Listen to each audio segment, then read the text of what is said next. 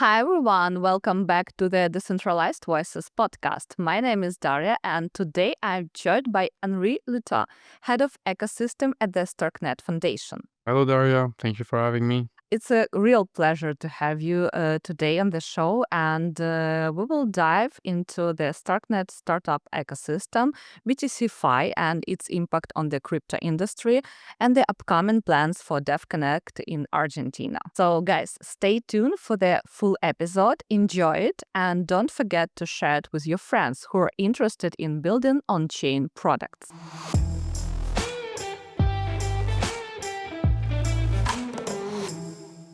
So, Henri, please give a short overview of your professional background. Sure. So I'm Henry. I live in France, and my background is engineering. I studied electronical engineering a long time ago. I worked in the telecommunication industry for a little while, and I went into blockchain. I started by doing blockchain projects for big companies, in particular for insurance companies. Then eventually I moved to be a fully Web3 native, and I started working at Starkware, where I was doing developer relationships and in the developer onboarding and education. Eventually I moved to the Starknet Foundation about 2 years ago, where I'm doing ecosystem work. For those who new to Starknet ecosystem, can you share what is Starknet, what foundation does, and how everything works in your ecosystem? Yeah, absolutely. So Starknet is a layer 2 on top of Ethereum and Bitcoin. So it's a blockchain. It has blocks, it has transactions, it has smart contracts, but it is secured by two bigger network, which are Bitcoin and Ethereum. And the network has two main entities caring for it. One is Starkware, the company that writes the code. So the code that runs the sequencer, processes the transactions, and so on. They're the lab of Starknet. And the other one is the Starknet Foundation, whose responsibility it is to grow the ecosystem, support the different players that make the network alive. And that's where I work. Okay, thank you very much. So, how do you see your role in shaping and scaling the ecosystem? What do you do? Yeah, so I'm the head of ecosystem. So I lead the ecosystem team at the Starknet Foundation. What we do is, in a nutshell, our goal is to try to grow the on-chain GDP. Right. So what we call the on-chain GDP is essentially grow the amount of value creation and value consumption that happens on-chain. We want to grow the number of people producing something that other people use, consume, and value. Right. That can take many forms, right? There's many ways of creating value through blockchain. It can be through creating a DeFi apps that allows people to put their native Bitcoin assets to work. It can be by creating a game that has its backbone on-chain and that users enjoy and play. It can be by creating supply chain systems that enable to give transparency and better coordination in a traditional context like supply chain. So a lot of what we do revolves around finding the resources that, like, talking with those people, understanding their need and trying to solve problems for them. We have a set of tools that we use a lot, and we have a set of tools that, a lot of people have similar needs, right? So we try to tackle those needs with the tools that we've already came up with. But a lot of our work is also trying to figure out, okay, what do these people need that isn't solved yet in the ecosystem, and how do we build things around them? Really like this metaphor with GDP, and you're like a country who wants to find best talent and best immigrants to come to do something and learn money for the whole for the whole ecosystem. We want to enable people, right? We want to make it possible for them to succeed. And sometimes Starknet can help, sometimes Starknet cannot. But in any case, we're always trying to figure out how do we create value for those people, because if we create value for people, then it creates value for Starknet. Can you please share about your transition from developer relations to leading the ecosystem? What made this transition possible? Sure, absolutely. When I started working on Starknet, the crypto space was in a slightly different place than it is today, right? There was a shortage of infrastructure. Making transactions on Ethereum was extremely expensive. Making transactions on rollup was still relatively expensive. And so there was a big need for scalability. And the substrates to make scalable blockchain businesses were a bit difficult to use and hard to understand. So the need was to explain to developers what what things like ZK rollup or ZK proofs were and how they worked. And the need was to enable people to build things, right? So we put a huge emphasis on builders, not just Starknet, but the industry in general. A lot of it was geared towards developers and developers and developers, which was great. We definitely onboarded a lot of very smart, talented people, and devs in general are able to accomplish very meaningful things. But after a while, we started noticing that we started getting really good at onboarding devs, right? We got record number of people showing up to the classes we were doing. We got a lot of people capable of writing and deploying stuff on Starknet, but the amount of companies being created wasn't growing as fast as the number of devs coming in. And so we noticed that, in order to start a company, you need more than devs. You need different kind of people. Products and businesses. Yeah, and design and marketing and customer support. You need making a company, building a good company takes a lot of different talents, right? And in particular, you need people who have the business vision to be able to push the company forward, solve the need of users, and that don't have some biases that devs may have, in particular in the blockchain ecosystem. I think in a lot of cases in the blockchain ecosystem, blockchain is a fascinating substrate for creativity. You can do a lot of things with it, right? And sometimes devs tend to get fascinated by that and focused on that. Oh, I can do that. Oh, I can do this. And they're more fascinated about what they can do rather than what people need. Yeah, exactly. What people need or what people can't do. Which matters a lot more, because if you can do something that nobody really cares about, it's fun to build, but nobody will use it. And ultimately, it's not that you're wasting your time. You can have fun, but you're not going to build something meaningful with that.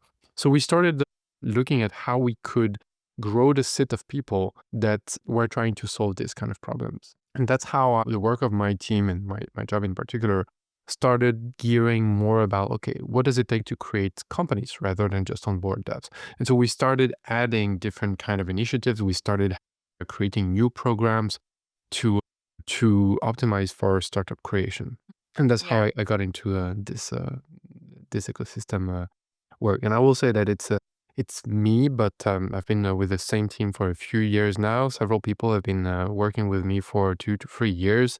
And we all grew together for this. It's great. We've got people joining us along the way, bringing in new skills, and it's been a collective adventure. It's great. Recently, I saw a lot of posts from Starknet Foundation about BTCFi. So, can you please share what is BTCFi and how it works in the ecosystem and what's the concept? So, well, first of all, if you noticed it, it means we did our job correctly because we wanted people to know about it. So that's good. BTCFi is a set of initiatives that aim at growing the Bitcoin economy on Starknet through Starknet. And so maybe it's worth taking a step back and considering what is why are we trying to solve this problem, and what edge do we have in solving it? When BTCFi came out, I made a post where I looked a little bit back in the past, and I was thinking about 2019.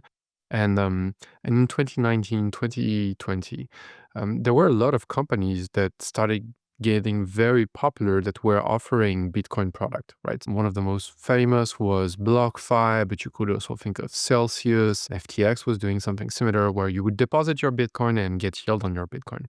Because there are people who are willing to borrow Bitcoin and pay in order to be able to borrow Bitcoin. And if your auditors are paying attention, they're like, wait, these are terrible examples. BlockFi went under, so did Celsius. FTX just sent the industry in a terrible place for years. And they're right. It is true. What happened essentially was that those companies were operating as black boxes, as banks, right? You would deposit money in them and then you would have no idea what would happen there. And just like it happened in the traditional financial sector, it happened in crypto, and that money got lost, mismanaged, and ultimately depositors were affected. And if you're paying attention, you're also thinking, but wait, isn't DeFi solving this? Because when you're depositing money on Aave, yes, you're lending it, but you can see it in real time. You know that there's no mismanagement. You know that there's no shenanigans with your money, right? So isn't it what DeFi is solving? And yes, yeah, you'd be absolutely right.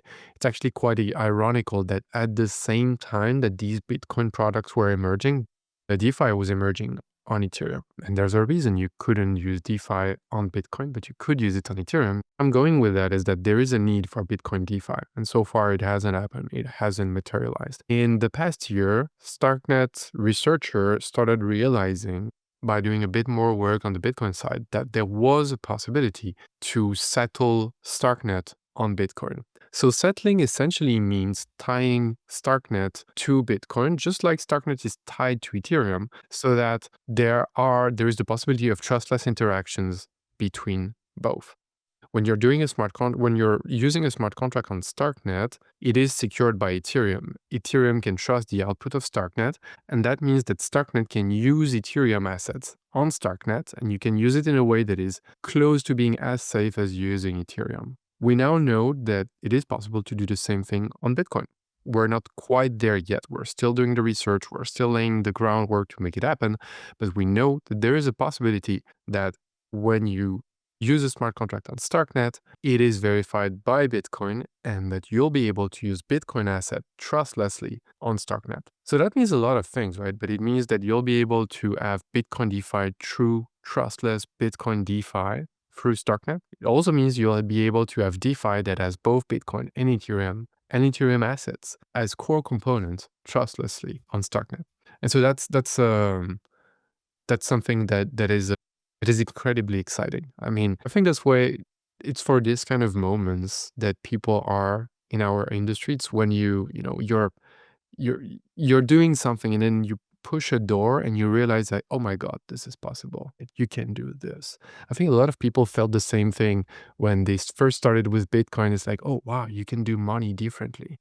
And then when you start using Ethereum, you're like, oh wow, you can program money. You can do really complex things with smart contracts. Then when you start thinking about ZK rollups and Stark proofs, you're like, oh wow, you can decentralize compute this way. And this was such a moment. It's like, oh wow, we can scale Bitcoin with Stark proofs. It was really amazing. Bitcoin is turning into a key part of the consensus of Starknet. And by staking Bitcoin on Starknet, you contribute to securing the network and you can get yield on your Bitcoin. I guess we'll see a lot of updates from Starknet about this and a lot of news and implementations. Yeah, so it's going to be a long road. And maybe that's one thing, you asked about developing the ecosystem. And when Starknet started 4 years ago, there were several designs for rollup. There were optimistic rollups and there were ZK rollups. And optimistic rollup started as sidechains that weren't particularly secure, but had a path to being more secure, had a path to having fraud proof, right? And this started by having a live network and then eventually adding on security. And Starknet did the opposite. We started with things being very secure and then eventually adding things that helped create an ecosystem, right? I think it's fair to say that optimistic rollup probably had the right approach, right? They started by creating an ecosystem, right? And making things easy for people to create apps, even though they weren't super safe. And then they added more safety as years go by. Right. Yeah. We had our first share of success and we're very happy with what we did. Right. But this strategy was help them gain traction early on and made things really useful for them. That and being EVM compatible. And so now with this BTCFi thing happening, with this Bitcoin push that is happening, we decided to replicate this playbook, actually. So right now, using Starknet isn't secured by Bitcoin, right? But it will be. We will add those things little by little later on. And the proof will be in the pudding, but you can already see this playing out, right? Bitcoin today is securing Starknet, which is in and of itself a fascinating thing. Yeah. But little by little, we will add things that eventually will lead to Starknet being verified on Bitcoin. But we're starting with this approach of let's first kickstart the economy, let's first kickstart the products, and then eventually we will add the security features on. We already are, and there will be many more coming in the next few years. You'll see technical announcements, you'll see product announcement. It's going to be fun. Yeah, as you mentioned, optimistic rollups, yeah, they definitely were first with more implementations and more products built on them, but ZK has more possibilities to build more secure and privacy-oriented products and more scalable. For a weird Bitcoin not safe L2. At our core, what we want to build is a decentralized network that is owned by its user, maintained by its validators and sequencers. That requires trustlessness, period. That requires being backed by mathematics, secured by mathematics, and that's what we're trying to accomplish. So BTCFi is a big step in that direction, and it's we're very happy with the way It's I can call it like cryptography bravery or math bravery, where you like trying to explore and to see what happens if you do this, this, or this. Well, I think that's the really nice thing. So one of the main differences between optimistic rollups, for example, and ZK rollups is that optimistic rollups are backed by game theory and ZK rollups are backed by mathematics. And both substrates are interesting to build things with, right? And there's game theory in blockchain design anyway. But when you think about mathematics have this absolute aspect to them, meaning that if it's true, it is true. There's no debate around it, right? Game theory is a bit more subtle, right? It's harder to get those kind of guarantees. Whereas with mathematics, it's either true or it's not. And so when you have those guarantees, when you know you can build on top of that, it's extremely empowering, because you're not trying to find a solution. You know that there's a solution. Let's talk more about your ecosystem activities. I know that, and I participated in Starknet Foundation's Founders Basecamp. Also, you had Developer Basecamp. Can you please share what did you expect from these Basecamps and what did you achieve with them, and like the whole concept of these base camps? Yeah, absolutely. Well, actually, if I can ask you, because you participated in it, what did you make of it? What was it according to you? And how was it? What was your Um, perception of it?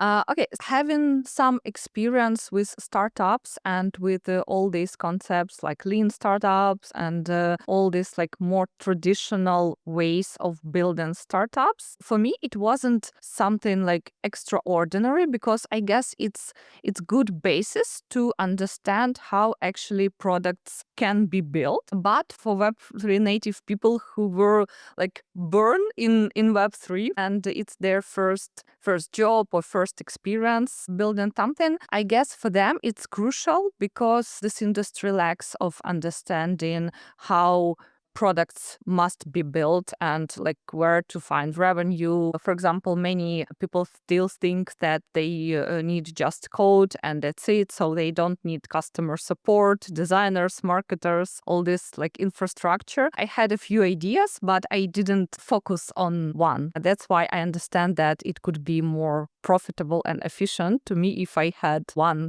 product I could focus. I wouldn't say the industry or the internet at large misses this kind of content. Actually, there's plenty of classes around entrepreneurship and building startups around there. The best one are probably the one from YC, and they're all online. You can watch them today, right? We're thinking, okay, how do we, we have a lot of devs. How do we get more founders? Well, we can educate devs and try to make them become founder. We can also attract other founders, and I can talk about this in a second. But we also thought, okay, we have a lot of devs. Maybe we can turn some of them into founders, and we need to make people more comfortable and more familiar with what it means to run a startup. And when you want to educate people about Starknet, if you're Starknet, you have to educate people, right? Because nobody else will do it.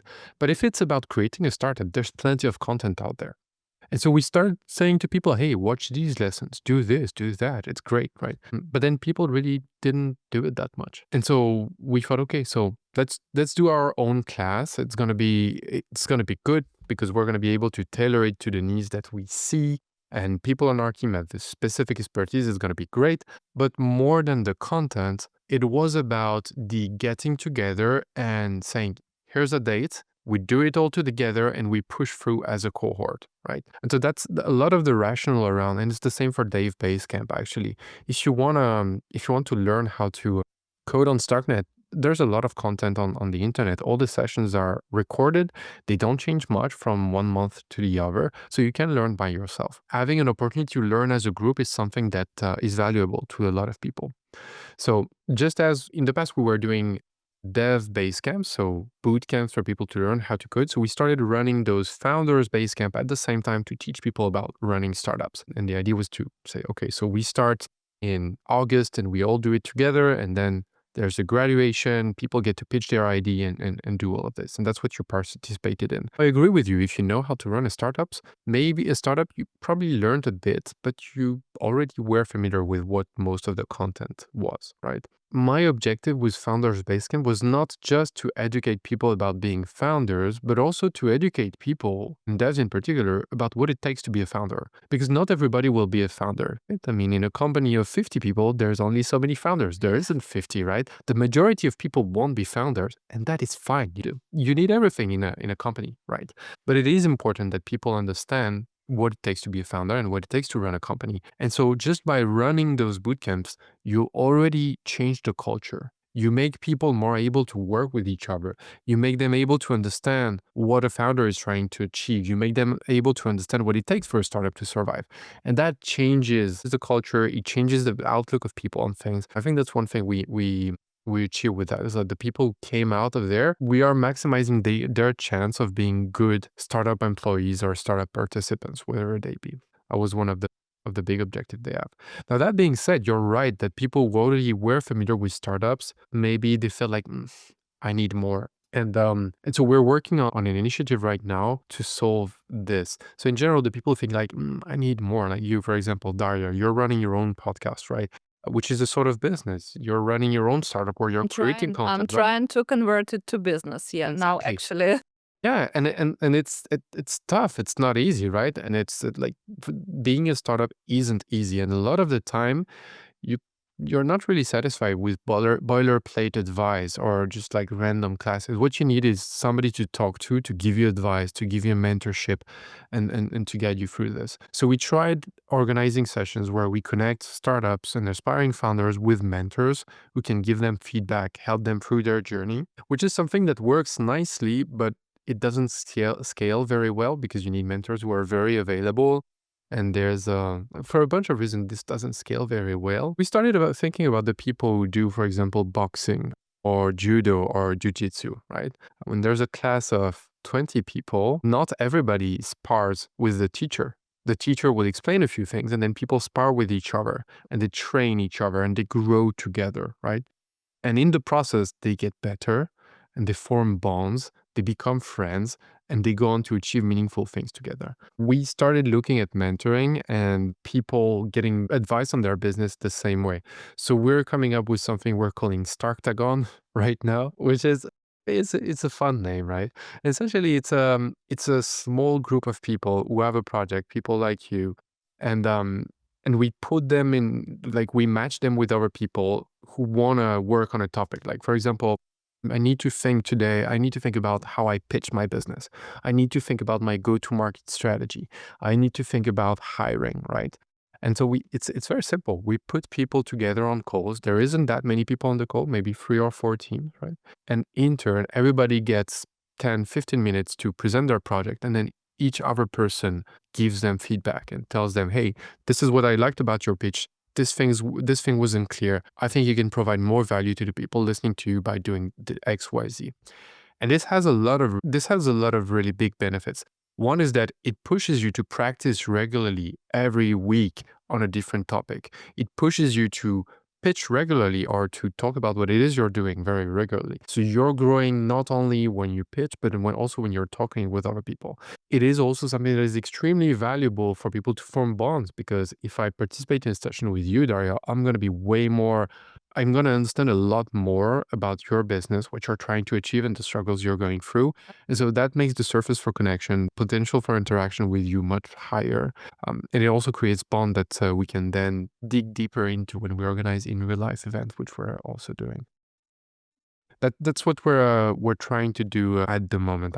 I like to say that what we're trying to do is a bit like what a startup is doing, right? We see an issue, we try to solve it, we iterate, and then we see what sticks. So Currently, we're trying to come up with a nice set of people to hone the Starktagon logic, and we have a bunch of content, right? It's not just like, oh, let's put people on the call and make them talk. It's like each Yeah. call has a very specific road plan, list of questions. It's very organized so that you make the most of it. People seem to like it so far. Yeah, it should be fun and You should helpful. participate in one. Well, with pleasure, with pleasure. I really like to pitch others and consult people and give them valuable feedback. So that should work. And actually, one more thing, I remember that in my cohort there was a project Focus 3. I really liked that session with the founder of Focus 3 because it was a real example of product with revenue, with some traction, with users. 6 months after, I heard about Focus 3 from other people, and they mentioned it like an example of a project with normal startup approach. Yeah, no, you're right. I had the most fascinating experience last year. Actually, I was participating in a student fair in an engineering school in France. I had a small Starknet booth telling people, "Hey, students, come create stuff on Starknet," because I was curious to see whether it was a good channel of acquisition for smart people, right? And when people ask me, "Oh, what it is you're doing?" So maybe you're aware of blockchain and Web3, and they were like, "Well, maybe one person out of 5 would say, yeah, I kind of know what it is." And then I would say, "But maybe you know Focus Tree." And here it was 2% out of 3 who knew about Focus Tree because it's extremely popular with students. And I think that's something that is, it was a really aha moment for me.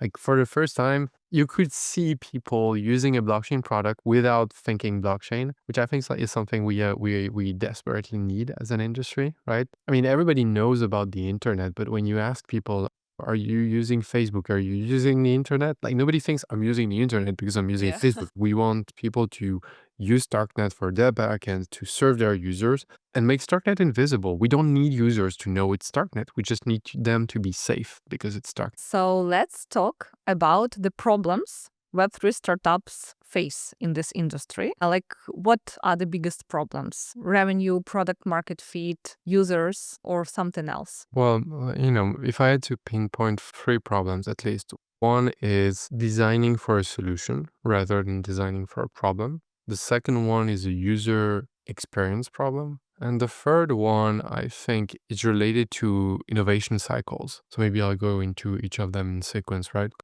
I think the main issue people have, one of the main issue is that people building on the blockchain get fascinated. We talked about it a little bit at the beginning, right? People get fascinated with the substrate, the blockchain, and what you can do, and they don't stop enough to think, is this a problem worth solving? There's this saying, right? You need to fall in love with the problem, not with the solution.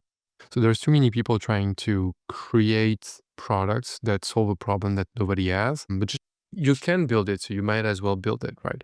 So I think that's a major issue in blockchain. It's a lot of ideas are not trying to solve a problem; they're trying to create a solution to a problem that doesn't exist. So that's one, right? It's a very common pitfall. I think the second one is a UX problem. I like to say that we're so used to eating crap that we forgot how bad it tastes. And I think that, if you use blockchain today, you're going to use a wallet extension. You're going to use,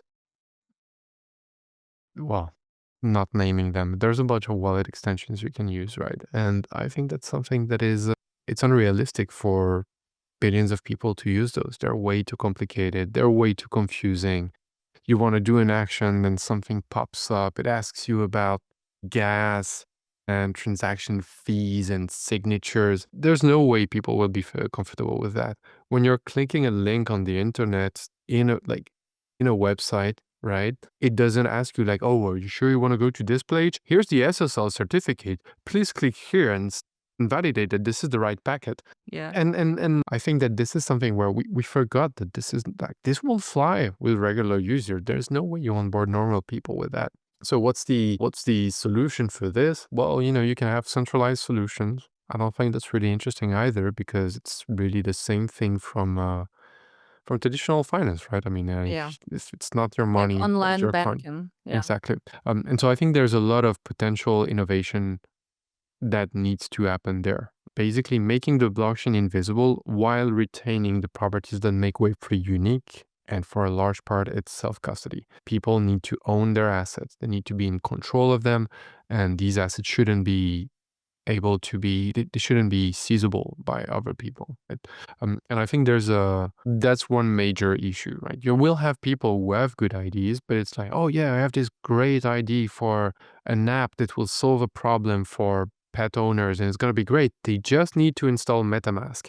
I'm sorry, it's not going to work with MetaMask, right? You need to find something else. There is innovation in that space, right? But it's still undervalued. So that's one thing, actually, you mentioned focus tree, and that's one thing that focus tree is leveraging from Starknet. It's called account abstraction. I'm not going to go too much in the details, but basically it enables you to create user experiences that are just that feel like Web 2.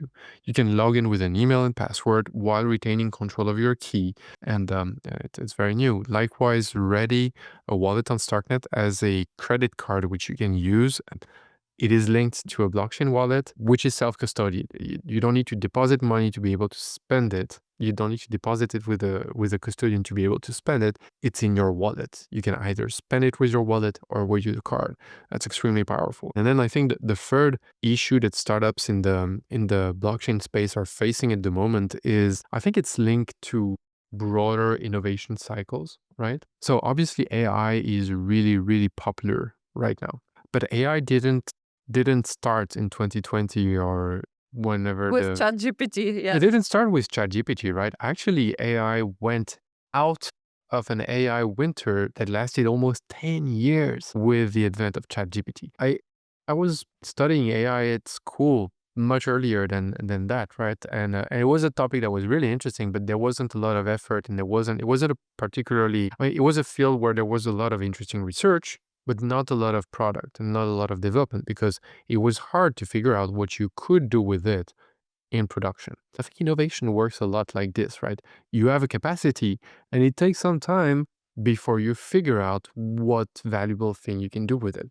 And I think crypto in general is in one of those cycles.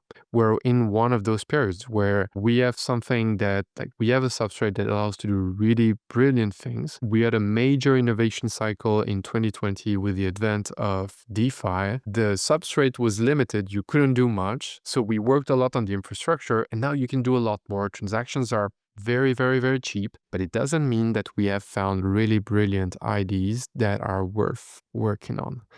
And I think that's something that is actually, like, that makes a lot of people uncomfortable. But yeah, I like legit new primitives that change what you can do with blockchain are few and far between. There hasn't been a lot in the past 5 years. You can see innovation, you can see people trying out new things, but nothing really has yet caught on. You could argue that stablecoin in the past few years also have been a major innovation, and they're bringing a lot of value to the table. I think that's true. But aside from that, there hasn't been, like, people are still figuring out how to create value with that thing.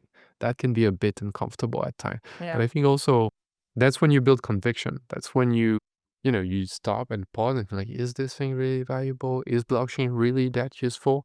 And that's when you're forced to think yes or no, right? You don't have to have conviction, but I think it is. I think it is valuable. So that's when you have to build that conviction and get convinced that yes, this is the digitization of an age-old process that structures society, right? I mean, at least to me, that's the most interesting thing in blockchain. It's about the exchange of value, and the exchange of value structured our society. It precedes writing. We invented writing to be able to do the exchange of value better.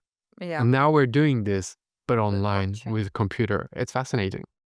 What should a first-time founder do to start building on-chain product? I think the first recommendation is, well, it's funny. I actually just read a long post by somebody who is way more versed in this.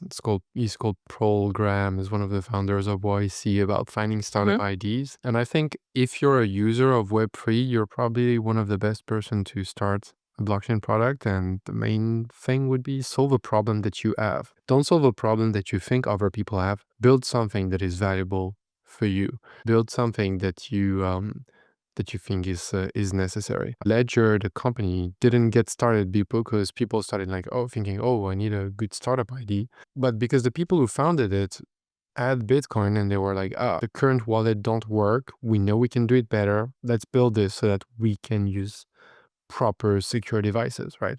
First advice would be try to solve a problem that you have. And then when you solve it, talk to your users, obsess over your users. Just be sure to talk with them, be in touch with them, and show them often, show them early what you build to get feedback so that they tell you this is valuable, this is not valuable, I like this, I like that. And listen to them, but mostly watch them. Don't listen too much to your users, but look at what they do, right? Maybe they will say, I don't like this, but they will still keep using it. And maybe they will use different path into your product. And I think that's something that is incredibly important. And then maybe the last thing, that there's plenty of things you can say. But if you're building a blockchain-powered startup, think about what unique affordances the blockchain give you, right? Don't sacrifice on user experience. Make a product that is a product. It shouldn't be a blockchain product. Build a good product and then try to think how you can make it better with blockchain. Saying it's blah, but on-chain isn't a value proposition. Because it's on-chain doesn't make it better. Right. It's very popular actually to position the products like this way. Yeah, exactly. It used to be valuable. Now it's not fancy anymore, but I think it's a good thing because it forces people to think through, why does building a game with all the assets being on chain and the game logic being on chain, why is it better than building a regular game? Well, that's easy. It's not because it's blockchain, it's because the game becomes unkillable. It's because my users can play the game with the assurance that they will be able to play this game forever as long as they care for it, right? There's this whole movement about games where people are frustrated about developers just after a few years saying, you know what, I'm just going to retire this game. I'm going to shut down the servers and then people can't play the game anymore, right? This won't happen with blockchain games. That's a very clear value proposition that people are starting to recognize.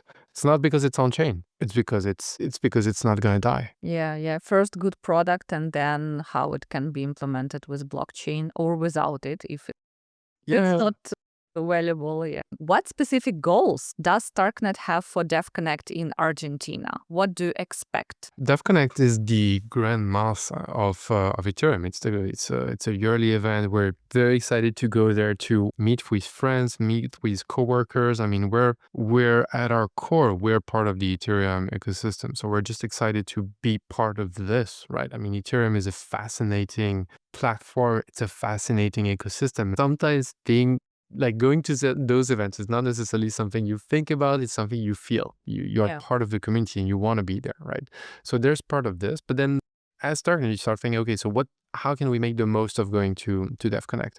And one of the things is there's a lot of people going to Devconnect. So we're going to try to organize social events for people. The first one is we're going to organize, we're organizing a startup house. So a residency of a week where we're going to bring about 10, 20 startups in the Starknet ecosystem, up and coming people, and we are going to help them work for a week, give them a place to meet with other people, think about their business, and we're essentially going to do a bunch of Starktagon sessions, which I mentioned earlier, right? It's going to be about people practicing together, getting to know each other, bonding and growing their business.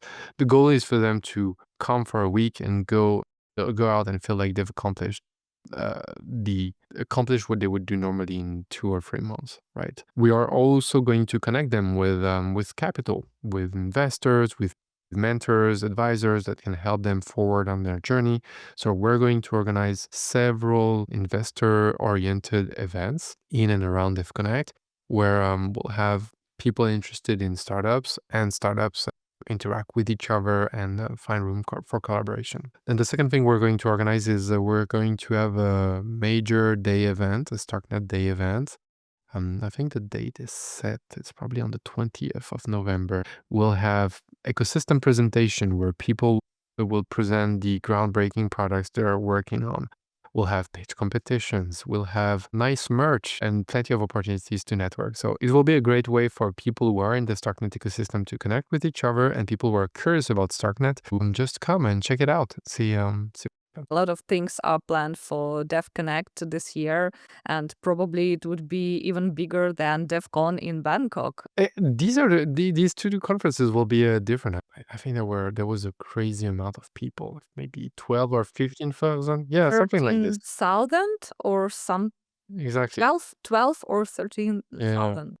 Which is massive. I don't know how many people will show up to DevConnect. Those events are always really good. What I like about DevConnect is that it's not a conference, it's a bunch of conferences. So you'll get to come to the Starknet conference, you'll get to go to the Optimism event, you'll get to go to the L2Beat event. There's going to be a lot of really interesting different talks, and I'm also looking forward to attending all of those. Thank you for great conversation. It was insightful. I really enjoyed, and I'm sure that our listeners and viewers on YouTube will also enjoy it and share with their friends. Oh, Thank thank you you for very having me. much. I had a good time. Guys, I will leave all the links to Henri and to Starknet under this episode so we can go and check out and learn more about what's happening in the ecosystem. Thanks for your attention. Like this episode and share it with your friends.